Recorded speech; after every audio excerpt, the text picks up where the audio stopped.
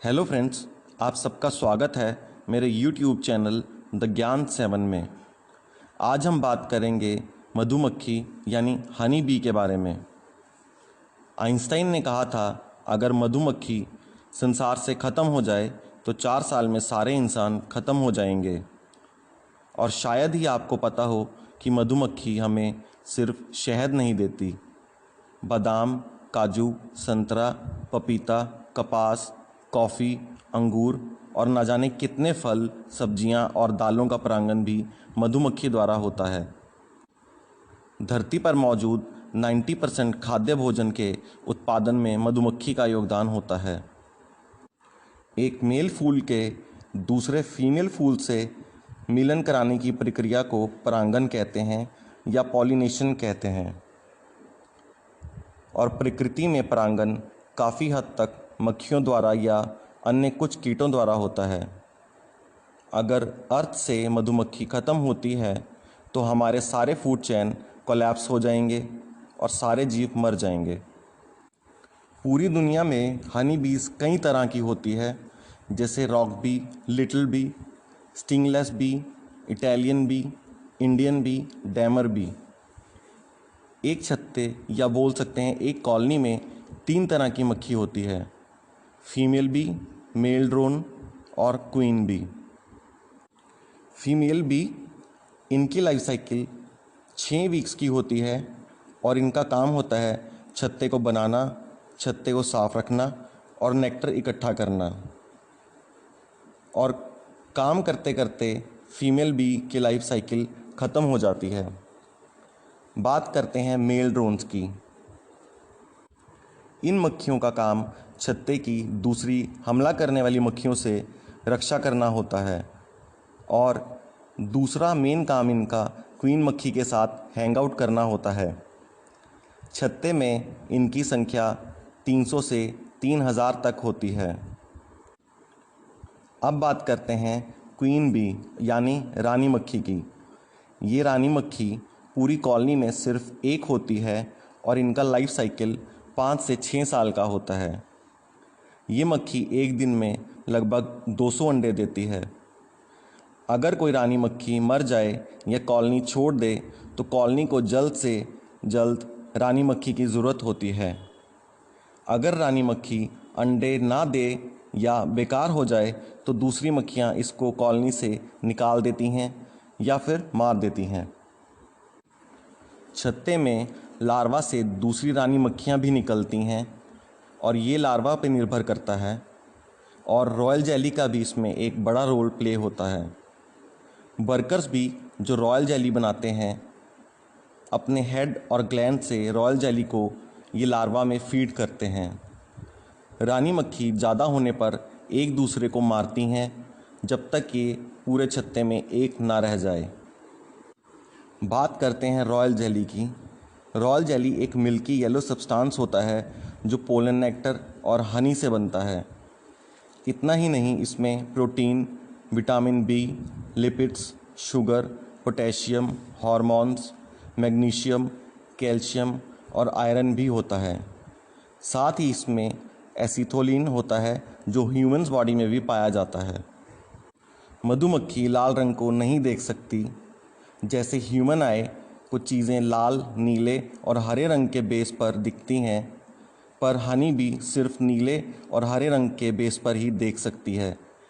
मक्खियों को लाल रंग नहीं दिखाई देता। कुछ मक्खियों की प्रजाति में इनके शरीर पर बाल लाखों की संख्या में होते हैं। मधुमक्खी में कॉन्फ्रिग्यूनल प्रोसेस बहुत बेहतर होता है और ये इसी तरह देखती है, पहचान करती है और कहीं जाने के लिए सबसे छोटा रास्ता भी ये इसी प्रोसेस से बनाती है, जैसे कि ये ग्राफ पर सब काम करती हो। इसीलिए इनके छत्ते की शेप इंजीनियरिंग में बेमिसाल होती है। हेक्सागोनल शेप में इनका छत्ता शहद और मोम से बनता है, जो कि ये मक्खियाँ खुद बनाती हैं। और छत्ते बनाने का काम शहद बनाने से 8 गुना ज़्यादा मेहनती होता है।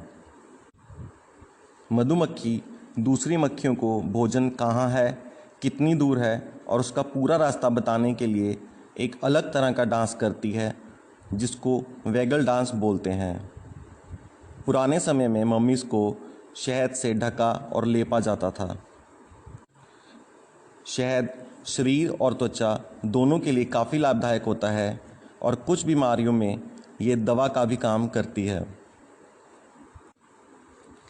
मधुमक्खियाँ बहुत मेहनती होती हैं और 1 किलो शहद के लिए पूरे छत्ते को लगभग 40 से 45 लाख फूलों को चूसना पड़ता है और लगभग 90,000 किलोमीटर उड़ना पड़ता है। यह दुनिया के 3 चक्कर लगाने के बराबर होता है। इसके शहद में जीने के लिए सभी ज़रूरी चीज़ें होती हैं और ये कई सालों तक ख़राब नहीं होता। एक मक्खी अपनी पूरी लाइफ साइकिल में 1 टीस्पून का 12th पार्ट ही शहद बना पाती है। मधुमक्खी में 2 स्टमक होते हैं और दूसरे स्टमक को हनी स्टमक कहते हैं। इसमें वो फूलों के नेक्टर को चूस कर लाती हैं और फिर दूसरी मक्खियों के स्टमक में वॉमिट करके मतलब उल्टी करके डालते हैं और ऐसे कुछ मक्खियों में करने के बाद लिक्विड को छत्ते में डाला जाता है। उसके बाद मधुमक्खी अपने पंखों को तब तक हिलाती है और हवा करती है जब तक कि वो लिक्विड गाढ़ा ना हो जाए। बता दें, हर मक्खी में उल्टी करने की वजह से उनके एंजाइम्स उस लिक्विड में मिक्स होते हैं जिससे फिर वो बाद में शहद बनता है। अगर कोई मक्खी इनके छत्ते में हमला करने के लिए आती हैं तो उनसे बचने के लिए ये तेज़ तेज़ हिलती हैं और वाइब्रेशन करती है। इससे उनके छत्ते का टेम्परेचर 45 से 47 डिग्री तक गर्म हो जाता है और ये मक्खियाँ खुद को उस गर्मी से बचा लेती हैं, पर दूसरी बाहरी मक्खी नहीं बचती। मधुमक्खी पालन का काम 6000 साल पुराना है और यूएसए में 1.5 लाख से ज़्यादा लोग मधुमक्खी पालन का काम करते हैं और यहाँ लगभग 2300 करोड़ के शहद का उत्पादन हर साल होता है। इसके अलावा कैलिफोर्निया बादाम पूरी दुनिया में यूज़ होने वाले बादाम का 80% देता है और इसमें मधुमक्खियों का ही योगदान होता है और इसके लिए उन्हें कम से कम 14 करोड़ मक्खियों की ज़रूरत होती है। एक रिपोर्ट के अनुसार जून 2014 में ओबामा ने बताया था कि अर्थव्यवस्था में मधुमक्खियों का योगदान लगभग 1,13,000 करोड़ रुपए का था। मधुमक्खी ना होने पर सभी फल सब्जियों के उत्पादन में कमी होने लगेगी। परिणाम स्वरूप सभी चीज़ें महंगी होने लग जाएंगी।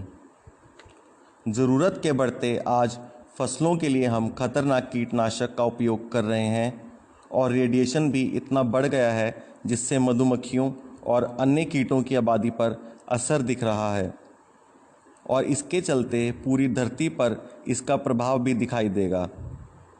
मधुमक्खी ना होने पर हम इसके डंक के दर्द से तो बच जाएंगे, पर इनके ना होने की कमी को कोई पूरा नहीं कर पाएगा। आशा करता हूँ आपको आज की वीडियो पसंद आए और कुछ इन्फॉर्मेटिव लगे, तो वीडियो को लाइक कीजिए, शेयर कीजिए और चैनल को सब्सक्राइब कीजिए। Thanks, have a nice day.